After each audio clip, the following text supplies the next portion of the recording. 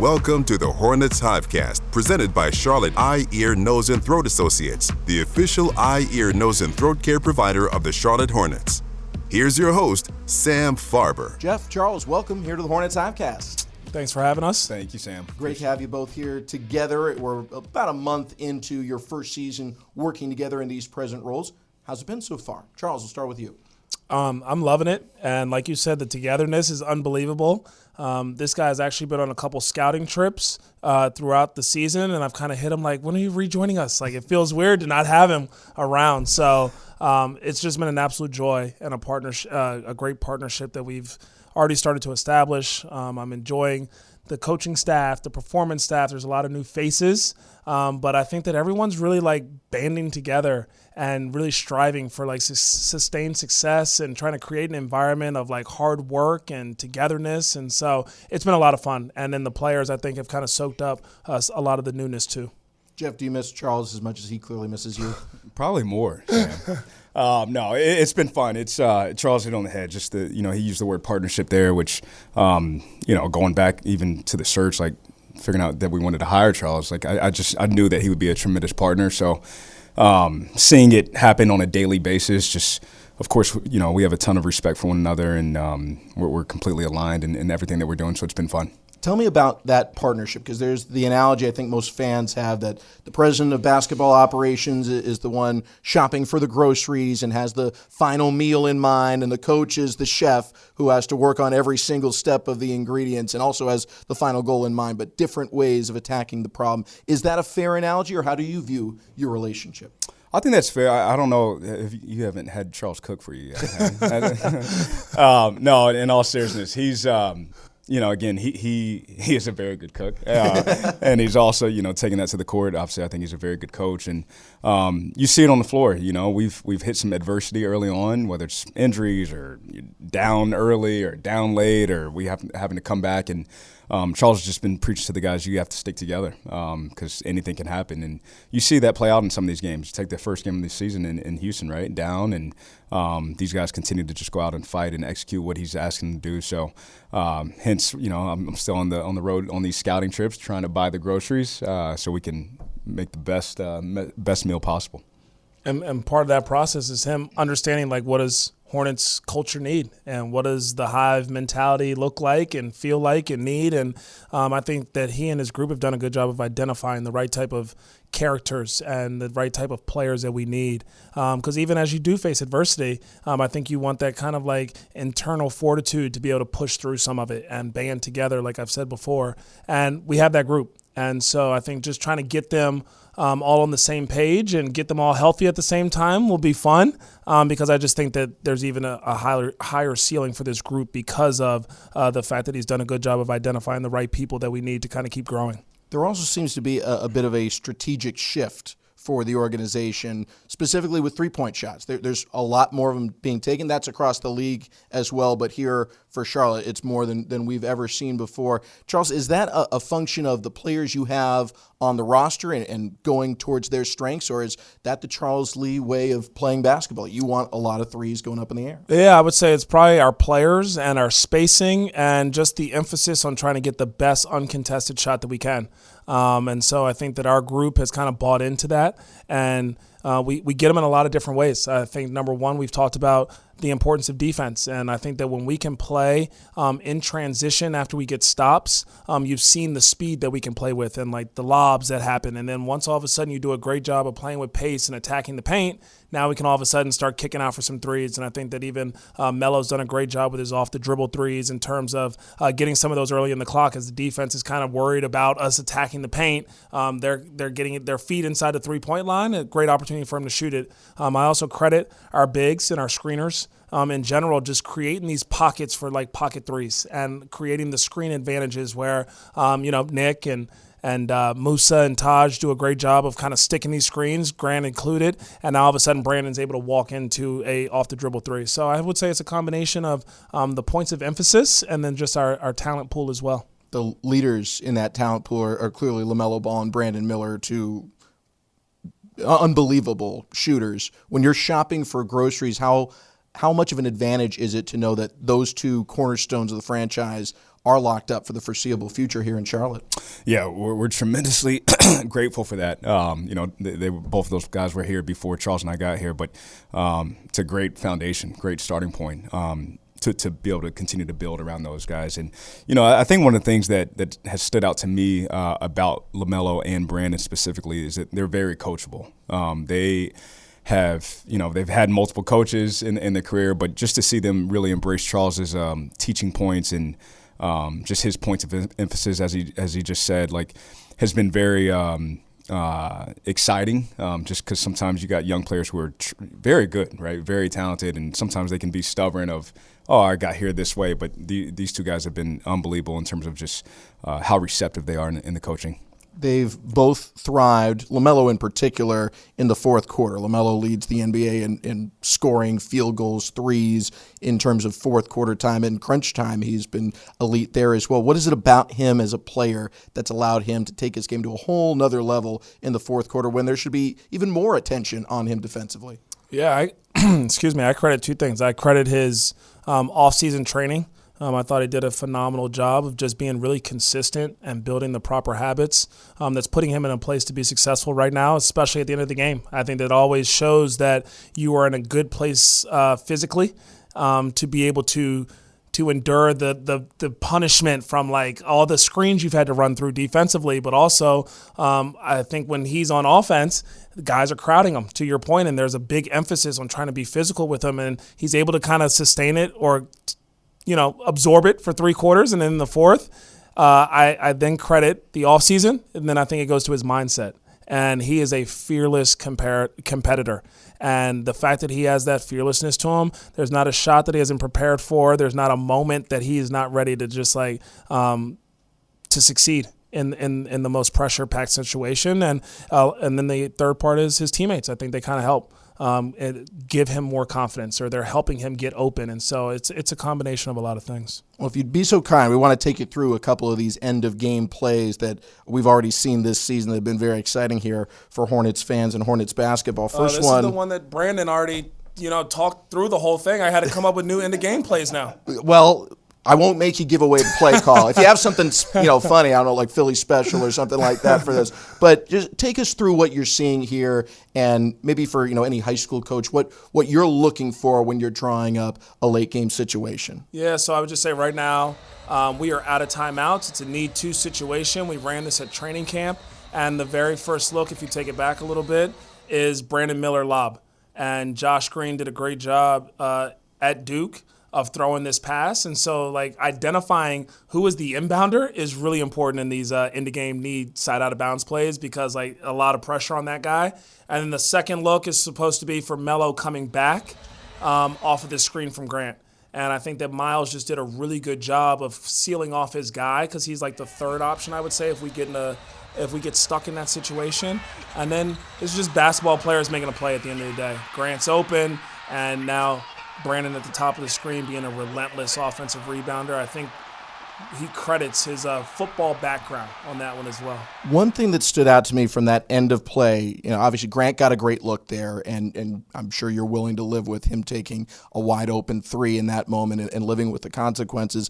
And Brandon made a great move to get there, to be available for a good bounce in his direction. But there's another guy that is right there for that rebound as well.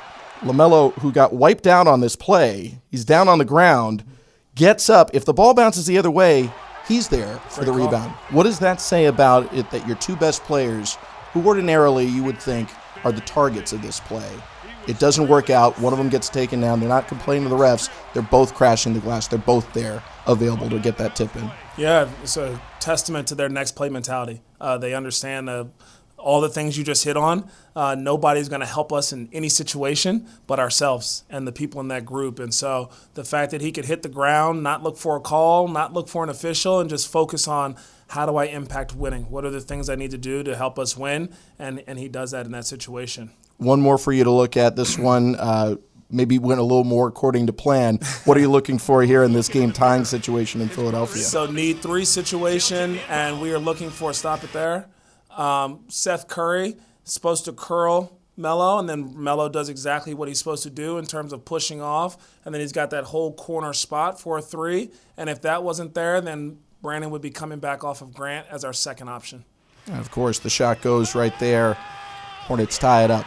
Last one, this one didn't work out for the Hornets, but a similar situation where you got a good shot. Yeah, and so really just giving Melo space, if you pause it. He does such a great job of getting open and being physical, so gets himself open in the backcourt. And then the goal was to try to just create some confusion here. So Grant is supposed to stick his screen, and Brandon's just getting out of it early to create that indecision between Oubre and Martin. And then exactly what happened, drive it, and either Cody was going to get a corner three or we knew swing for Brandon. And again, it didn't quite go the Hornets' way, but once again, you get an open look. Offensive rebounding as well. And you should have been credited with one there, as it turned out. The 2-minute report seemed to indicate that. Jeff Peterson, Charles Lee, our guests here today on the Hornets Hivecast. Going back in terms of your guys' relationship, you first met each other in Atlanta. It was, I believe, your first jobs, respectively, in the NBA. I'm wondering what it was like when you first met each other. Jeff, do you remember the first time you met Charles?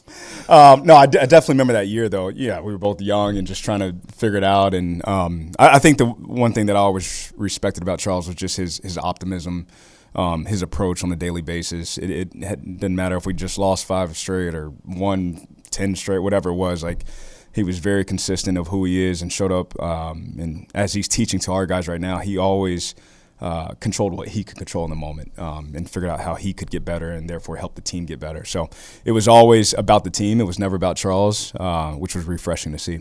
Charles, do you remember meeting Jeff and thinking, in about a decade, I might be working with this guy as a head coach? So didn't know if it was going to happen, but I definitely was wishing it would happen.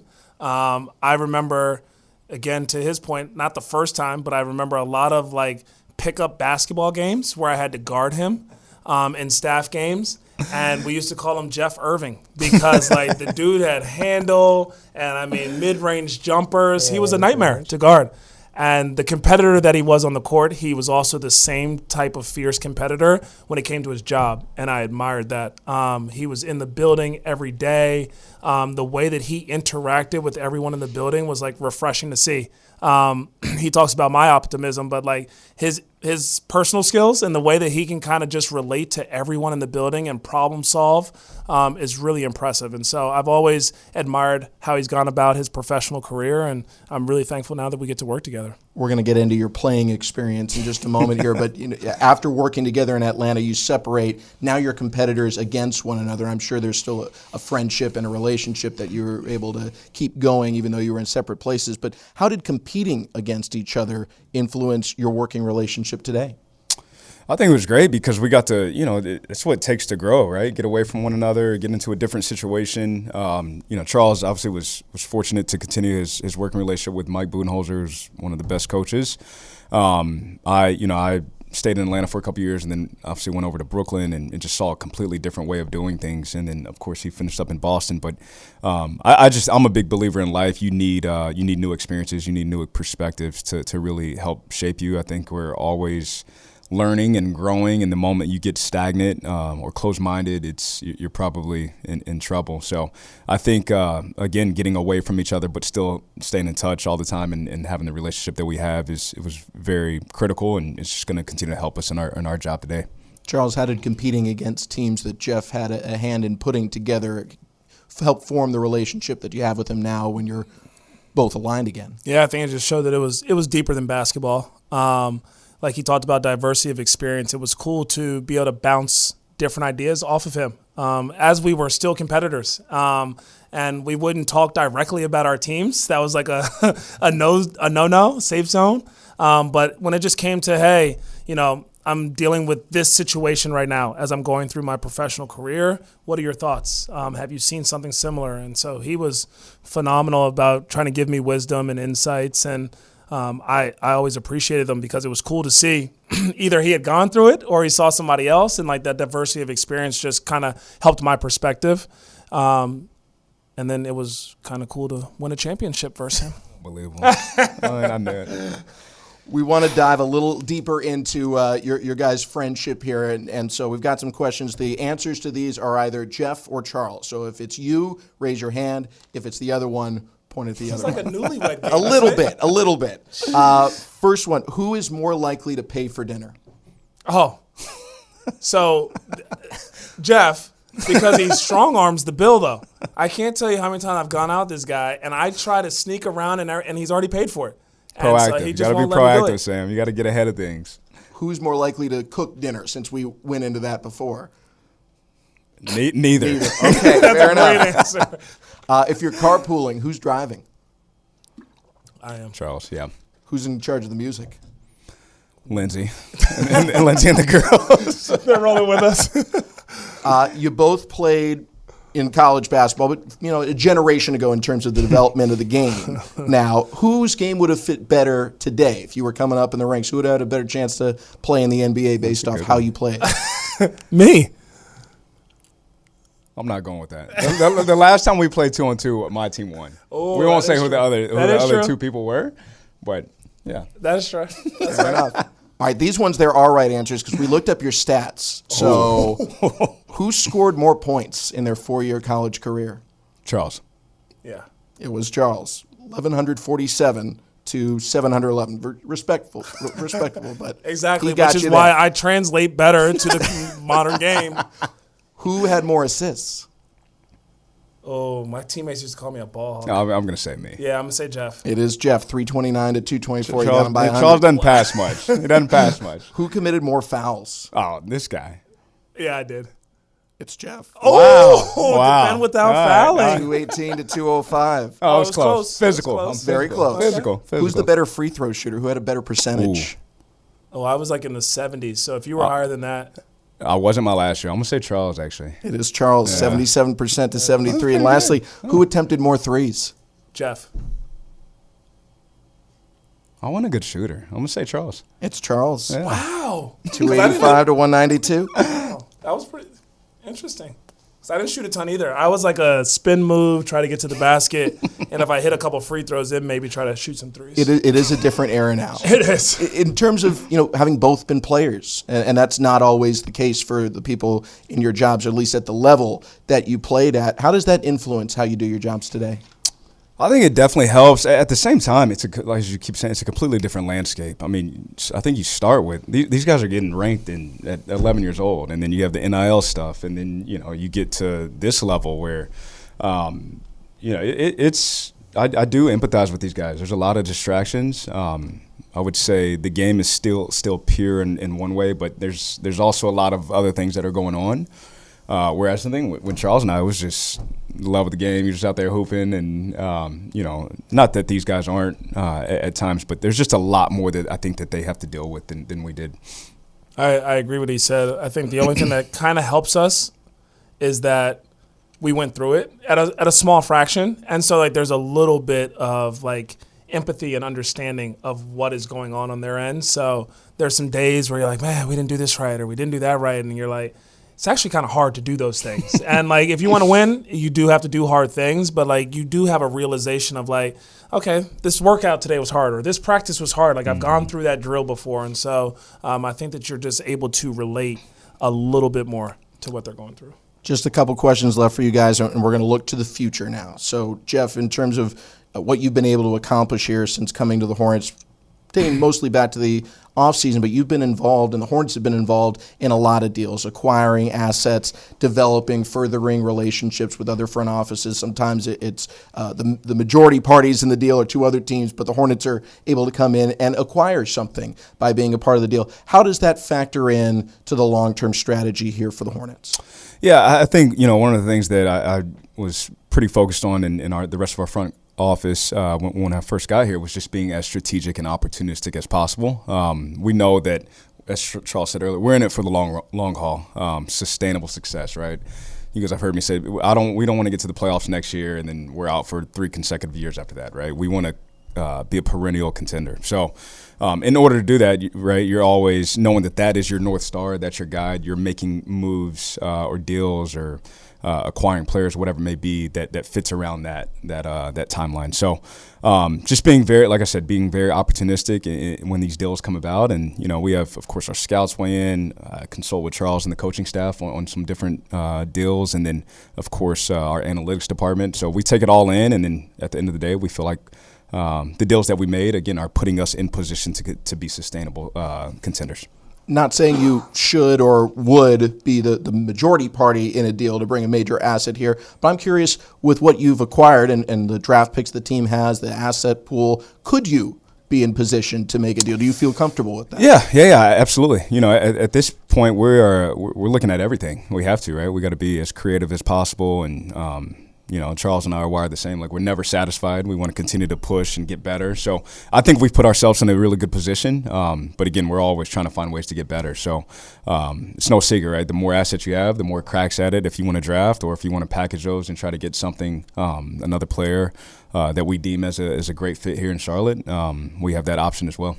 Well, thank you both for coming in and sitting down with us. This was a lot of fun to get you two together and learn more about your partnership over the years and your visions for the future. Really appreciate you joining us here on the Hornets Hivecast. Thank you, Sam. Thank you, Sam.